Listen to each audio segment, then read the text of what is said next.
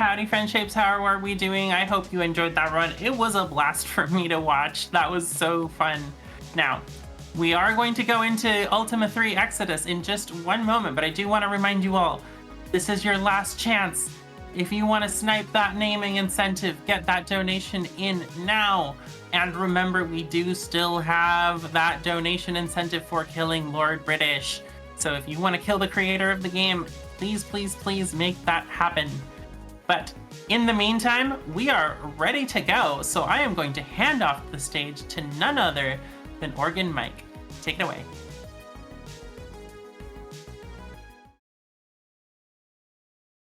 Acknowledge that where I live, where I stand, where I work, where I play, is Treaty 1 territory, traditional homeland of the Ininawak, the Asin Ininu, the Anishinaabe, Dene, and Dakota peoples, and is the heart of the Red River Métis Nation. And with respect and reverence, I wish to acknowledge the stewardship and care of the land from those who came before, and the continuing struggles and challenges faced by those people imposed by colonialism and its legacy. So thank you. So, on to this. Ultima 3.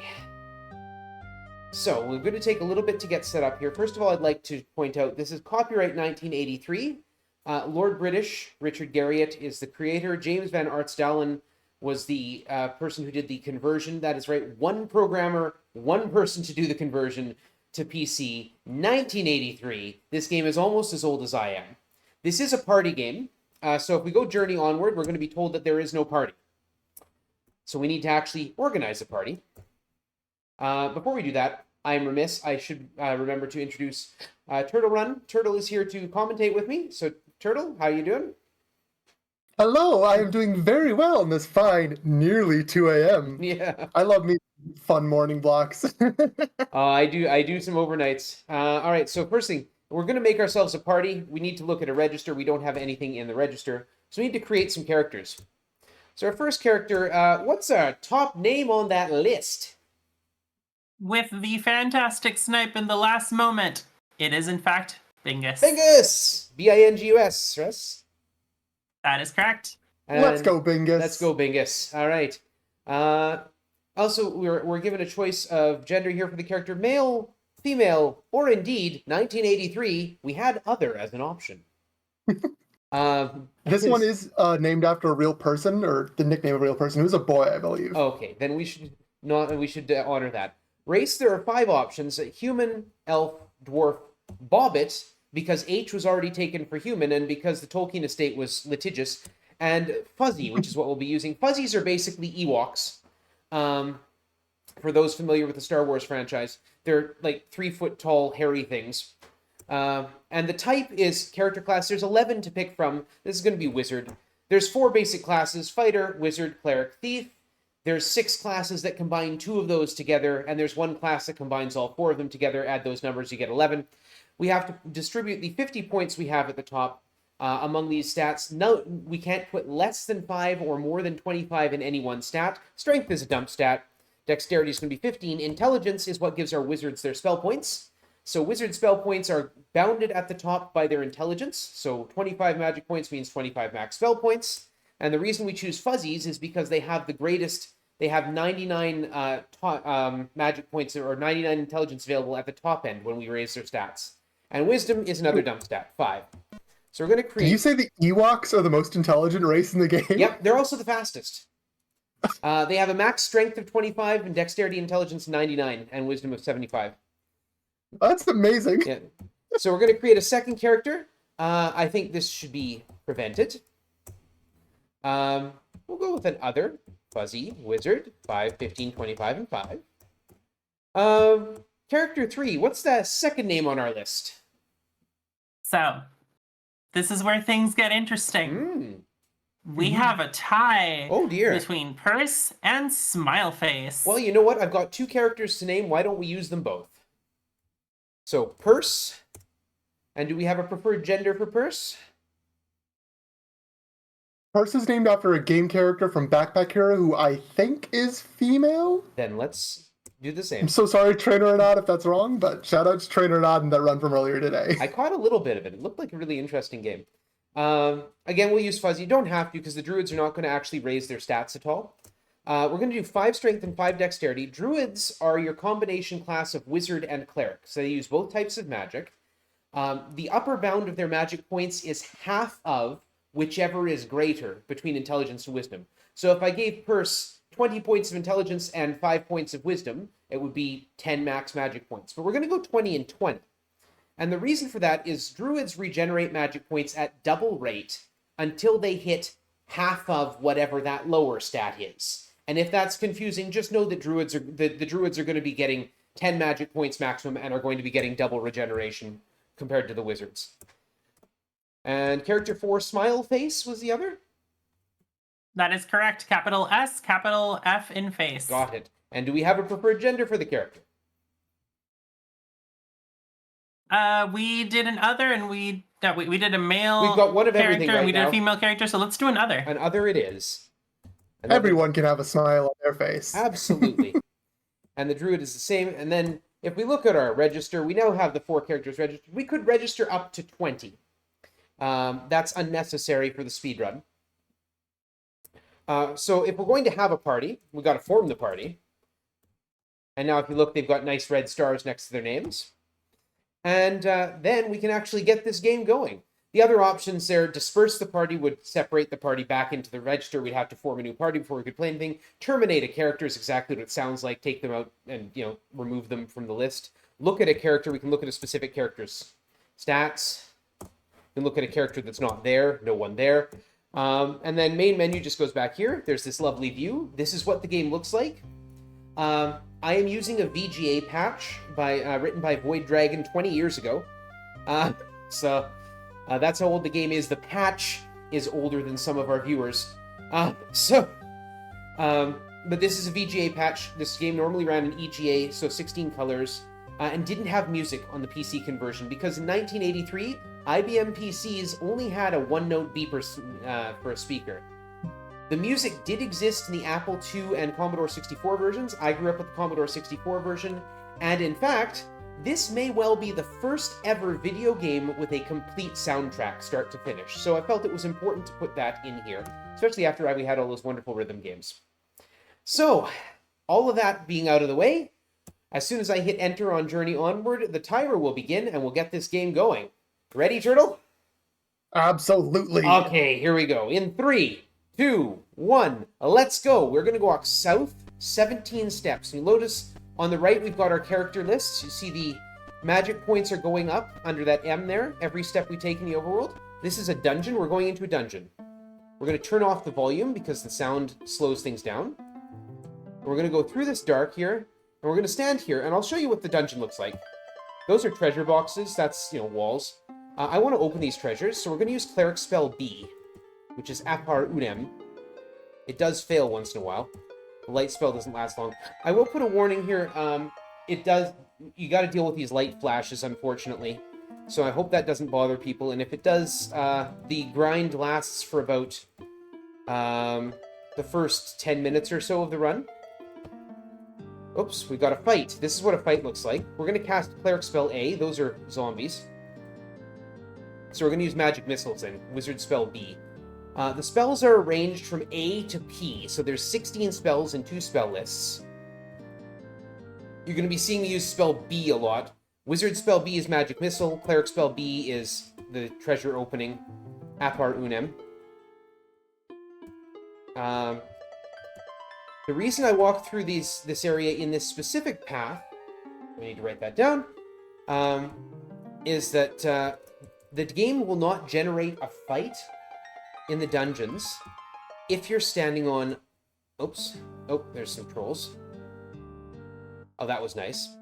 That went quickly, wow. Yeah, so I'll explain a bit about the spells as I go, but I'll finish what I was trying to explain there before I was so rudely interrupted by those trolls. The game will not generate... In dungeons, you get random encounters, much like you would in a Final Fantasy game. They just show up. That's not so in the overworld. But the game will not generate a dungeon anywhere it can't drop a treasure chest. So if there's already a treasure chest on the square, you can't get attacked there. There's a few other things, ladders and things like that you can't get attacked on. And we take full advantage of that. So fights are slow. We want to try and avoid them. What happened there? I wound up in the wrong place. Okay, try again. I either hit one too many turns or something like that. It's tough to tell when I can't actually see what I'm doing. Basically a blindfolded run. For this part, yeah. So yeah, spells are arranged from A to P. And to figure out, to use a spell, all you need to have is the right spell list. Ooh, another bow. Nice. So wizard or cleric spell list, and the magic points to cast it. So the spells, spell A costs 0 points, spell B costs 5, spell C costs 10, and so on and so forth up the list until you're reaching spell P costing 75 points. Now we only have 25 points at most at the moment, but that's okay, we'll fix that later. A lot of the spells are unfortunately not particularly useful. What I'm using here, again, I'm using the magic missile spell when I get attacked, using spell A to deal with, oh, come on, thank you. Spell A to deal with the zombies and trolls. Wizard spell A will instantly kill trolls, orcs, or goblins. They're all the same creature, they just have different names. There's a leather armor for purse. You do find leather and chain in the dungeon. It's what you would expect to find in a dungeon.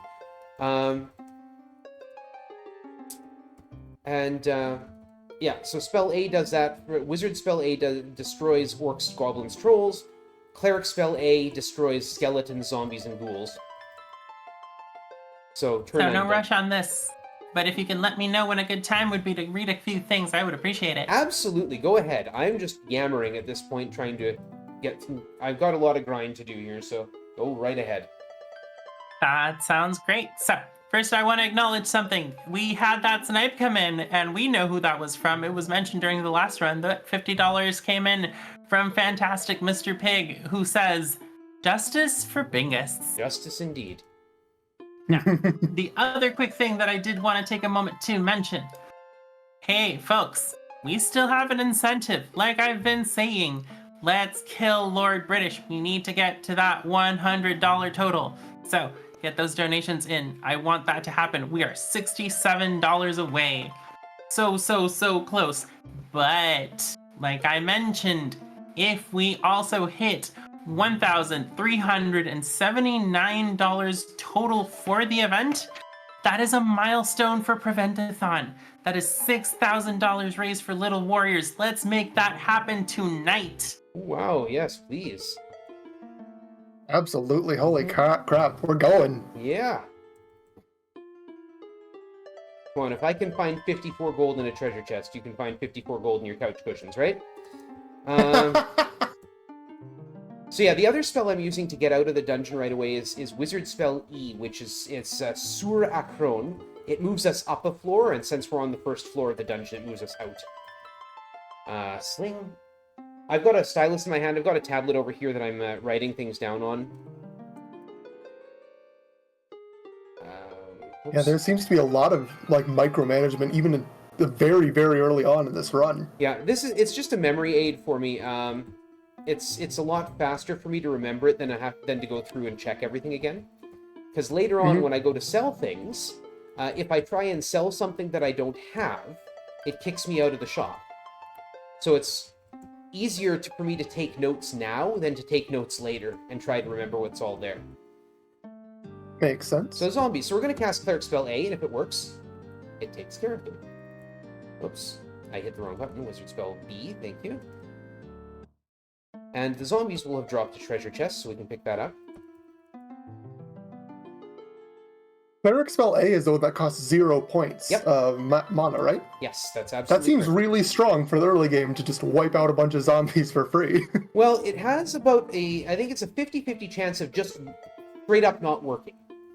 So you'll cast it and it will just not happen. It's like, just like the open chest spell, 50-50 chance, just fails. We love RNG and our speedruns like that, don't we? That's pretty much all I do is speedruns with heavy RNG in it. So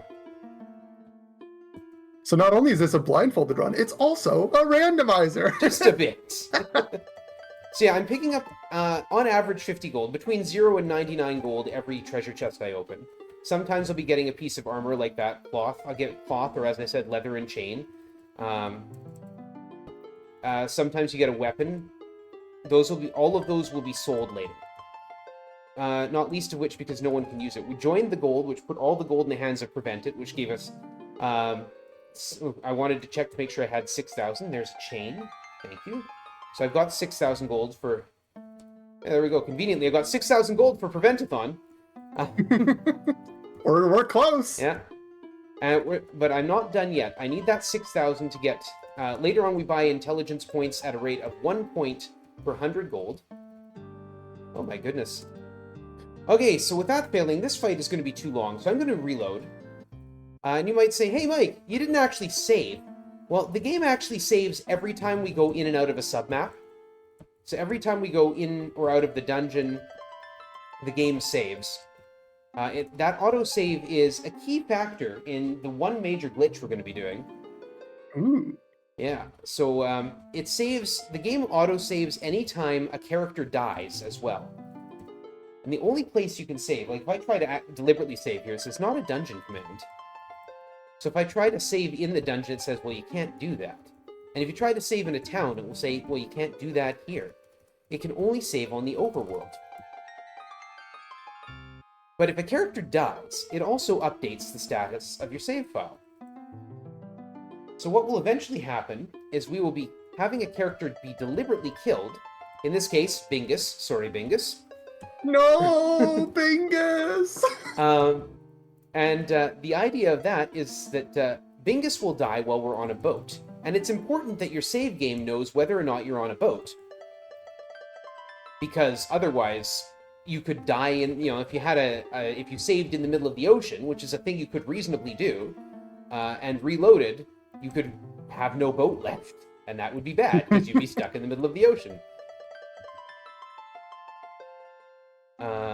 Come on, first. There we go. I'm watching the moons at the top of the map. You see where it says level 1?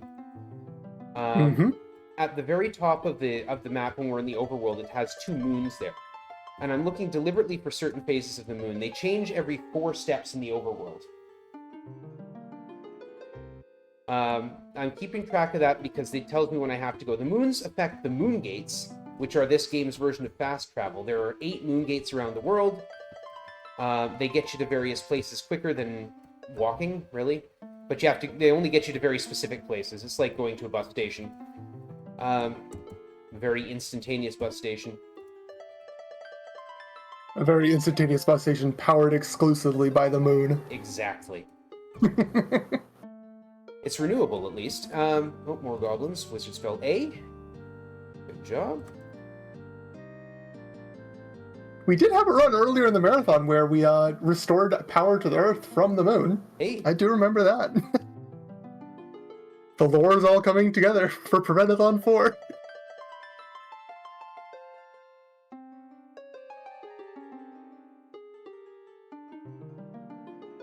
Sorry, I was saying something and I've lost my train of thought. The other thing that the moons affect are... if both moons are new, there's a town called Dawn. It's like Brigadoon for my musical theater geeks. It only appears when both moons are new. How often does that happen? About every... whatever... Well, okay. The moon phases of the phase of the second moon changes every 4 steps in the overworld. The phase of the first moon changes every 3rd time the phase of the second moon changes. Just to complicate things.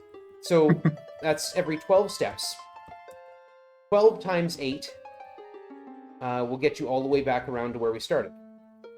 So that would be 80, 96. Yeah. Every 96 steps, and it lasts for 4 turns. So we're going to head there now. Ooh.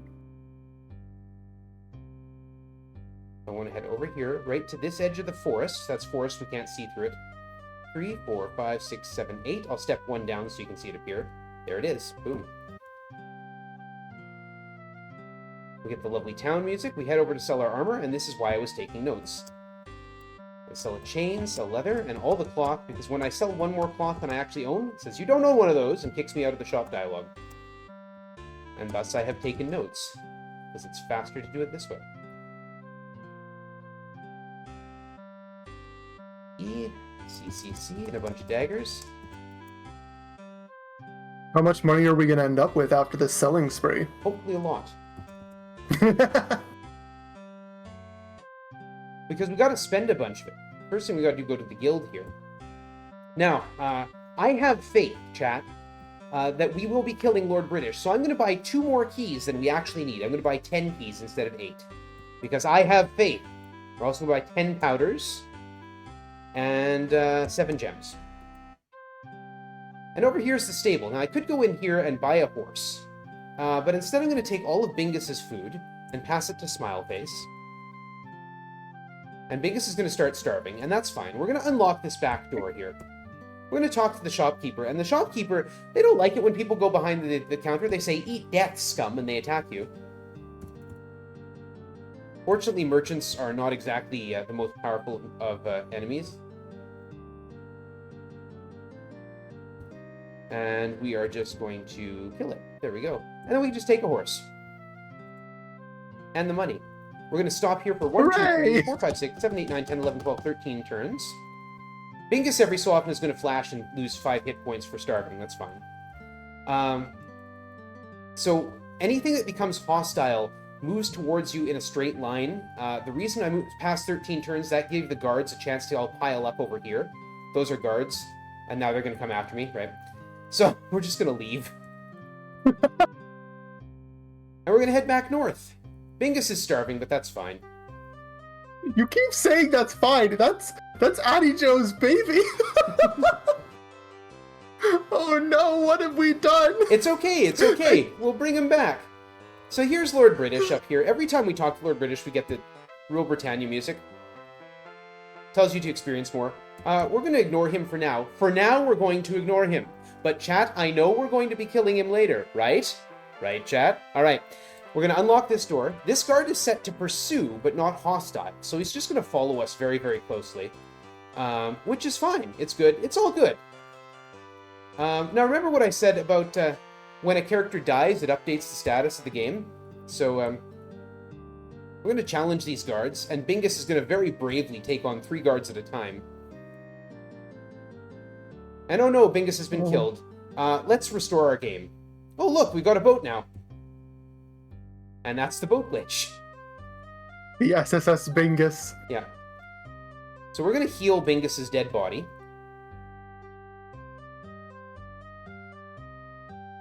And if you're wondering why I can't move, it's because I can't move against the wind.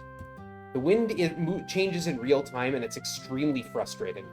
So there, Bingus is at a maximum 150 hit points, but has a dead flag on him. You notice in the top right of each character status, there's a letter. It's either G or, in the case of Bingus, D. G stands for good, D is dead. There's also P for poisoned, which we don't want, and A for ashes, which we really don't want. So, in order to prevent Bingus from starving anymore, we're going to hand out some food. There we go. People in our way here. We're going to come to the healers 3 here.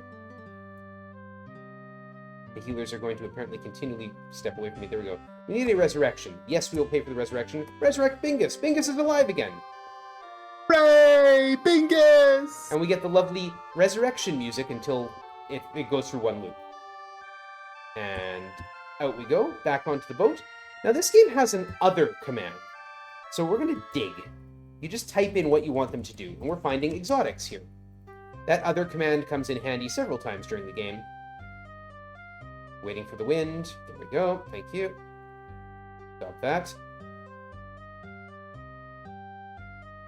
Dig, dig, dig, dig. There we are. And now we're going to peer at a gem. What I'm looking for is in the middle of the ocean, a white dot. You can see it in the lower left corner of the map. The blinking dot is us. That white dot is either a monster, though it's not in this case. It's a whirlpool, and I want to hit that whirlpool. So we're going to chase that whirlpool down. There it is. It also moves in real time. Oh, come on. You crash the ship into the whirlpool, awaken on the shores of Forgotten Your Land, your ship and crew lost to the sea. This is Ambrosia. Ambrosia is where we will boost our stats. It's the Lost Continent. We're going to come over here. We're going to negate some time. 1, 2, 3, 4, 5, 6, 7, 8, 9, 10 steps. We're going to do it again. And this is a shrine. This is, if we enter it, it is the Shrine of Strength. We're not going to offer anything. It says then be off. Instead, we're going to... Stop it. I don't want to unlock. I want other. Search. We find a card with strange marks. I only really need one character to get these cards, but if that character dies, we can't use them. We can't transfer them to other characters. 1, 2, 3, 4, 5, 6, 7, 8. Those are evil horses. 9, 10. They're moving again. We stop time one more time, and we're past them all. That's it. We don't have to deal with them. All right. Can I chime in at some point soon? Absolutely. Go ahead. All right. Fantastic. So, friends, like I've been saying, we need to get those donos in. We're so close to the end of this run, and we can't kill Lord British. We can't get justice for Bingus if those donos don't come in. So if you want justice for Bingus and you want to kill Lord British, now's your time. Hashtag Get those donos justice in. for Bingus. So we're going to search this one too here. I slightly modified my route to give you a little bit of time to talk there. Because normally I go into... I have a little bit more when you're done, so take your time, but let me know. I'll just explain the Shrine of Intelligence that we're going to over here. We have to get a boat again, because this game is obsessed with boats. There's a boat right there. We have to fight some pirates. This is normally how you have to deal with a boat. Sometimes this can be up to 8 characters, so I'm really happy to see only 1. Yeah, that's a large difference there. Yeah. Northwind, stop being a Northwind, thank you. And this is the Shrine of Intelligence. It is where we will enter and have Prevent-a-Thon give 100 units of gold. We're going to join all the gold to Bingus and have Bingus spend the remaining 43, and that will raise their intelligence by, specifically, Bingus by 43 points and Prevent-a-Thon by 60. Okay, now you had something to say?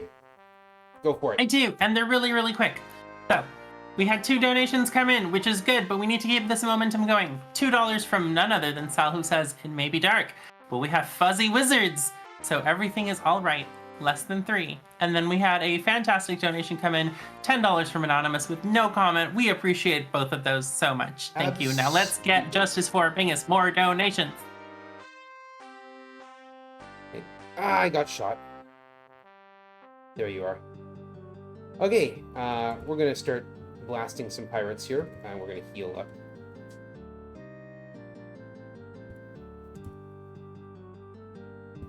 We're going to cast... So Bingus and Prevent-a-Thon are super intelligent now, and we're still just using Magic Missile as our main attack? Yeah, well, I just used a Noxon spell,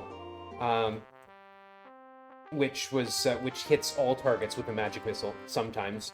It can miss. But we love our coin flips. Yeah, oh yeah. What I'm actually looking for, a top level spell that I'm using, or going to be using, is Spell O. It costs 75, or 70 rather, not other. I want to unlock this time. We'll heal while we're waiting for the wind. It's called Nicorp, that spell, and it reduces all targets on the field, all enemy targets, to 1 hit point.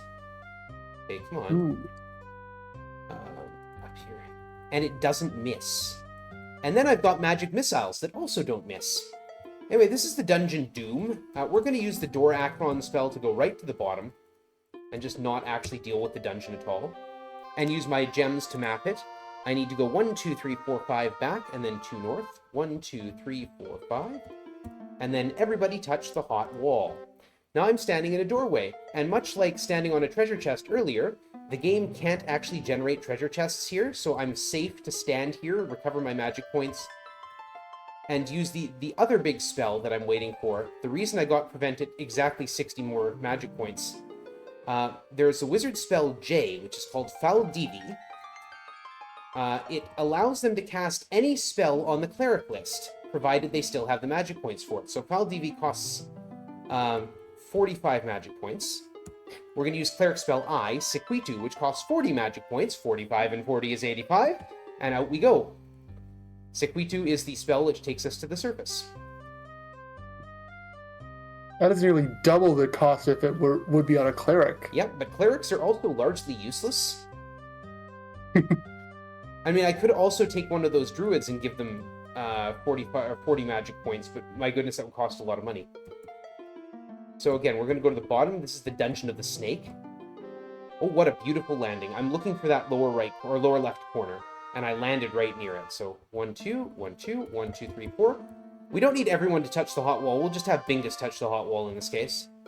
It does 50 points of damage, and now Bingus has should have the Mark of the Snake and the Mark of Force. We have one more mark to get. But the Mark of the Snake allows us to pass the Great Earth Serpent, which Exodus has dislodged from its usual place and put guarding his own island. So this is Exodus's island. So we're going to have Bingus yell the word Evocare, which will move us past the Great Earth Serpent. We're going to stand here. We're going to leave the boat there. We're going to have Bingus cast spell G, which takes us to a random location on the overworld. I have to figure out where I am real quick. Okay, yeah, that's the Town of View, and we'll head down here. And for marathon safety, and to give people a little more time to get us to killing Lord British, we're going to do a quick grind for experience. I'm going to put Prevent-a at the front. I'm going to show off this Nakorp spell. It hits all targets. They're all reduced to a single hit point, so those magic missiles are fatal. And guards are worth 15 experience, the same experience as a dragon, and they don't breathe fire at you. So we come out here, we stand around till Prevent-a gets magic points back up. There we go. And attack a guard again. So one of the fun things about killing Lord British is if we try and kill Lord British like this, if we attack him, we can't actually win. He can't be hurt. And one of the things, like in Ultima 4, if you're in a bad situation, you try and leave the battlefield by going, say, south from here, you can't. It's invalid. You can't actually leave a fight once it's joined. So if you get into a fight with Lord British, he will eventually just wipe out your party. So how do we kill him? Well, you'll find out. We just need some donations. Speaking of, can I say something? Absolutely. Y'all, we are $30 away. $30. But keep in mind that is $30 Canadian. So if you are in the United States, again, conversion rate's in our favor, which means for $21.60 American, we can get that incentive done. So close, please.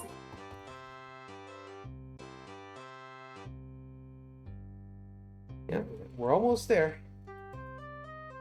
So when I finish, we have to close the incentive when I finish this grind. Well, we can hold it a little bit longer than that. Yeah, that means you have to go now if you want justice for Bingus to kill Lord British. We want justice for Bingus. It's got to be now. Everyone's at level 2. I'm looking to get everyone to level 3. Experience, every 100 experience is a level.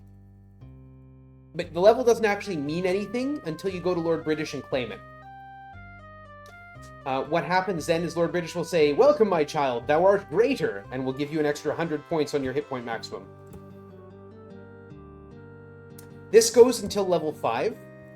After level 5, you need to get the Mark of Kings. So we're getting basically 30 experience for everybody every fight. To get 2 levels, it'll take 7 fights. Something like that. Although we're getting I close, lost right? track. I can't do math at 2 a.m. Yeah. I think probably 2 or 3 more and we're there. Chat, that means you have 2 or 3 fights left. Come on, get in those donations to kill Lord British. Oh, Bingus is already at level 3.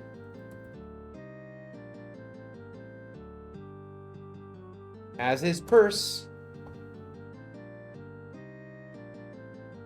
And I'm realizing I never equipped all my fancy exotics. Did all that digging for nothing. Well, not for nothing. We need those. There we go. So the deal is, in the final dungeon, the only weapons that work are exotics, and the only armor that works are exotics. So if you don't have exotics, the enemies can't miss you, and you can't hit them. Is the only way to get those exotics by digging on those little islands? That's it. Huh, that seems like something that would be very easy to miss without a strategy guide. Alright, this will probably be my last fight.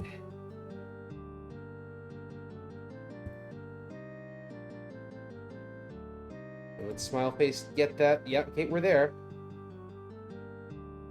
And cast Noxon and try and wipe out the rest of the guards. There we go. Alright. We're going to go claim our levels. Then we're going to go get the Mark of Fire. And that's going to be your last chance, chat. So we're going to get our levels.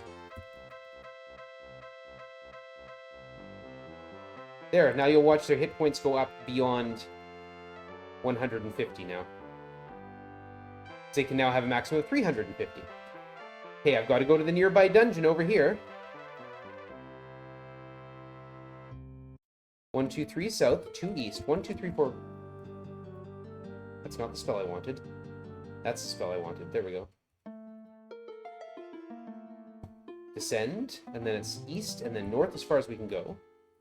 2, 3, 4, 5, 6. This is it, the last touching of the hot wall. Climb back up. Head over here. Are we there yet? Have we got it? Are we killing Lord British? Unfortunately, it doesn't seem like we are, but I still want to thank all of you for those donations that came in. It still went to Little Warriors, and it's still going to a fantastic charity. Absolutely. The tyrant British will live on for another day. Meanwhile, we're going to go and take on a different tyrant, Exodus. So the full story is,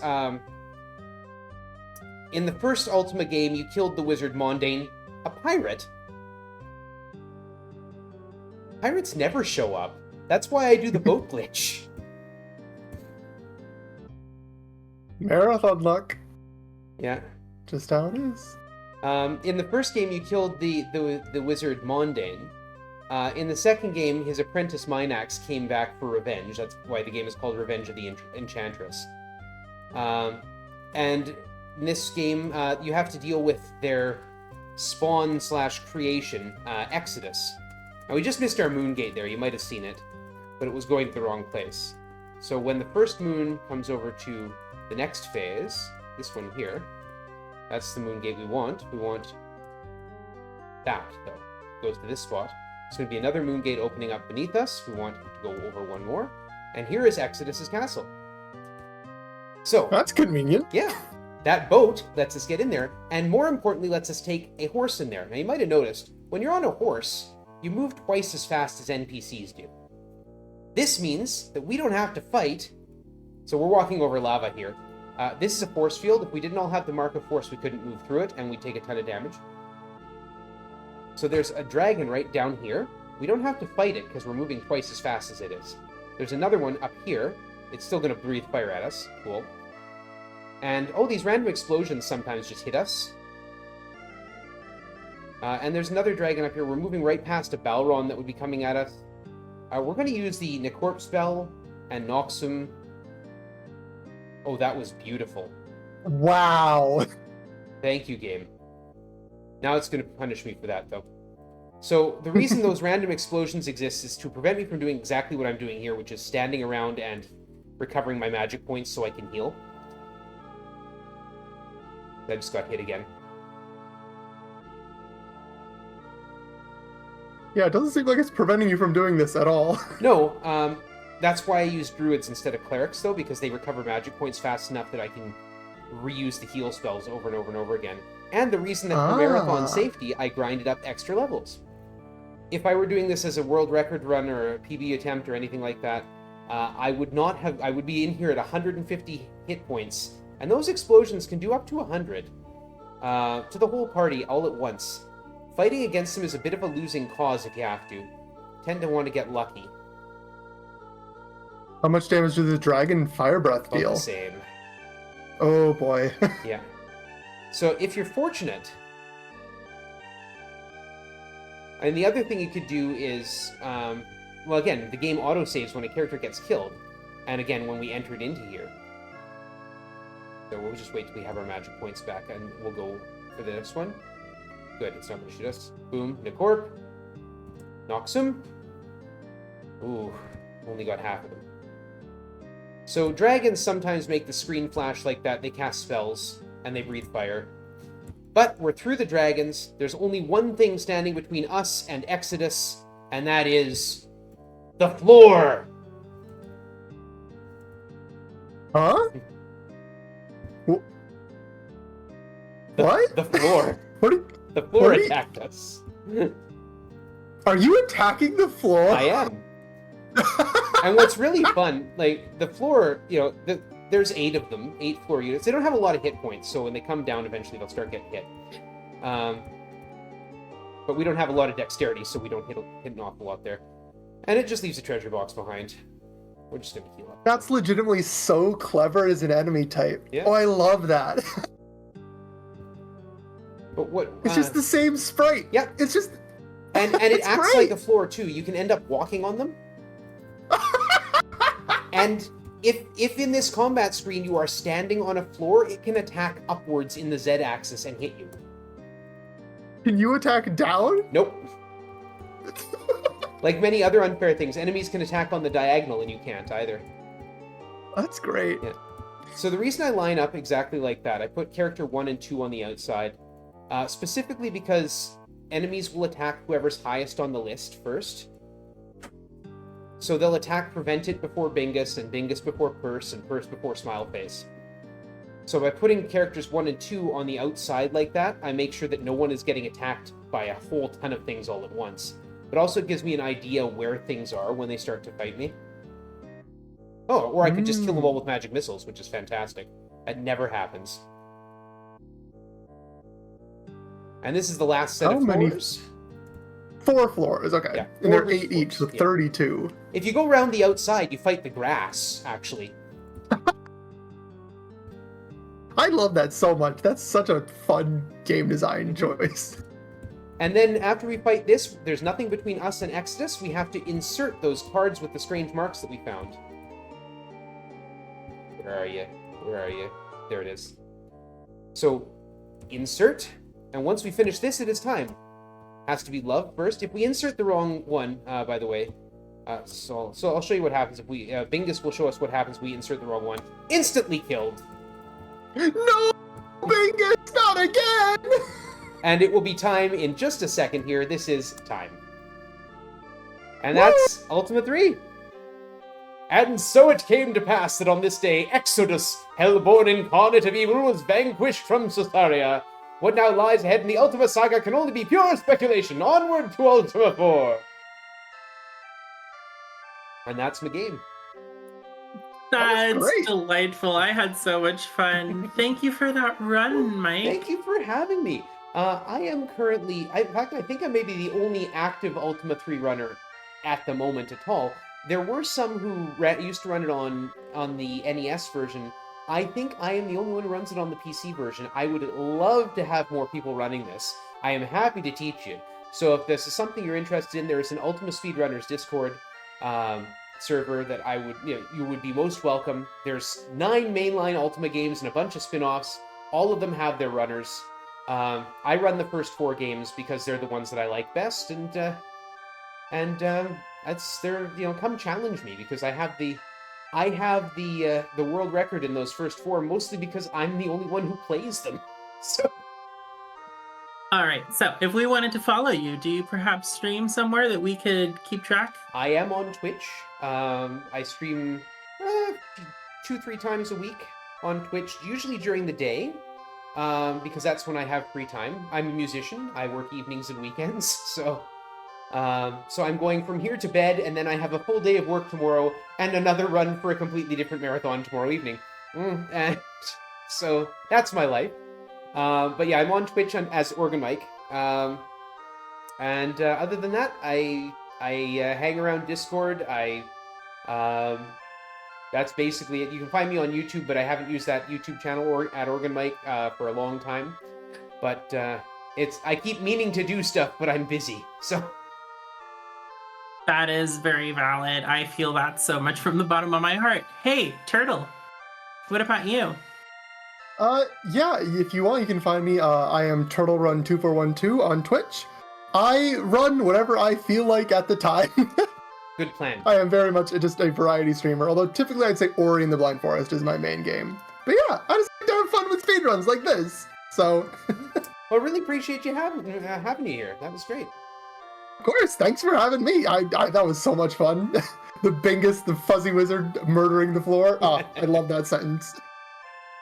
All right. So, to the both of you, from the bottom of my heart, thank you for being here in Prevent-a-Thon. Thank you for helping us support this fantastic cause. Well, But thank you for having we must us. move on for now. And I hope you both have a fantastic night. Chat, hang on for just one moment, and I will be right back with you.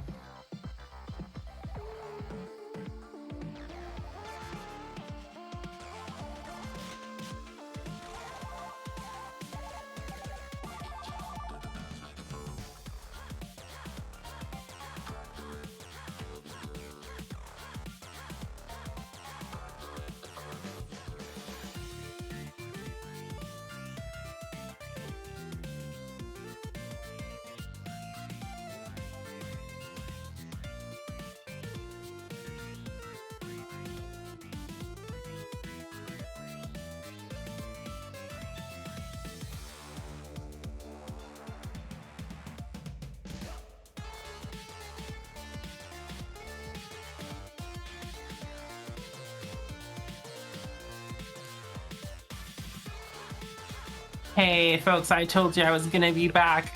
So, this is the end of the night, but that doesn't mean we're going terribly far. We're gonna close out for the night, but we're gonna be right back here tomorrow. We're going to be returning at 12 p.m. Eastern, 9 p.m. Pacific time. So be back here tomorrow for more runs. If you wanna hang out with us, you can also join us in perhaps reaching out to a fantastic little friend of ours. Let's go say hi to none other than Sporadic Erotic. I appreciate you all so much. Like I said, my name's Alara, and this is going to be my last hosting shift for Prevent-a-Thon. I'm still here. I'm still helping out the event. I'm just not going to be on the mic. But I hope you have a fantastic night, and I will chat with you all later. Bye.